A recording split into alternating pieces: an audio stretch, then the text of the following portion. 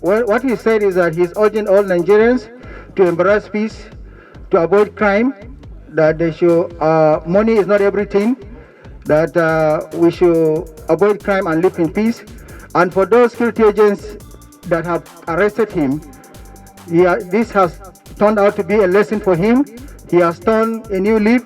He is no longer going to pray for criminals, and that he is going to assist the security agents in prayers and what have you to make sure that all other criminals out there have been arrested.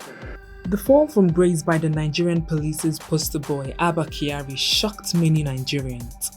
Even more shocking were the details of his dealings with the now infamous social media influencer and international fraudster Raymond Abbas, also known as Hush Puppy. Hush Puppy is currently facing money laundering charges in the US, but a bigger shock was in the making for Nigerians. The NDLEA, Nigerian's Drug Law Enforcement Agency, on the 14th of February 2022, released a video that says it has evidence that the suspended cop was part of an international drugs cartel. Mr. Kyari has now spent a week in the custody of the NDLEA. No charges have been made and he is yet to appear in court. On Monday, the 21st of February 2022, Mr. Kyari dragged the federal government before a federal high court in Abuja, challenging his continued detention by the National Drug Law Enforcement Agency. He sought an order of the court to immediately release him on held grounds pending his hearing and trial. The court denied his request. Abba Kyari's case for many symbolizes the rot within the Nigerian police force. Many can't seem to figure out how a crime-busting police officer and members of his team are responsible for such gross violation of the law. How could Mr. Kyari be doing the very things he was arresting others for? How come after a week he is yet to be arraigned?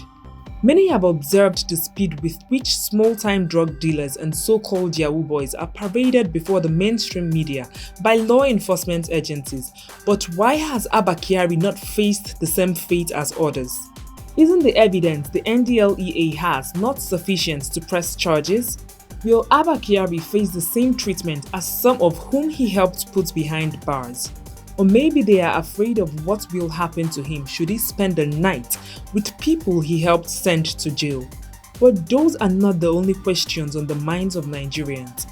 Many wonders why a police officer who was linked to an international money laundering case was just suspended and not dismissed. The police commission's answer to that is this: the investigation is not yet over.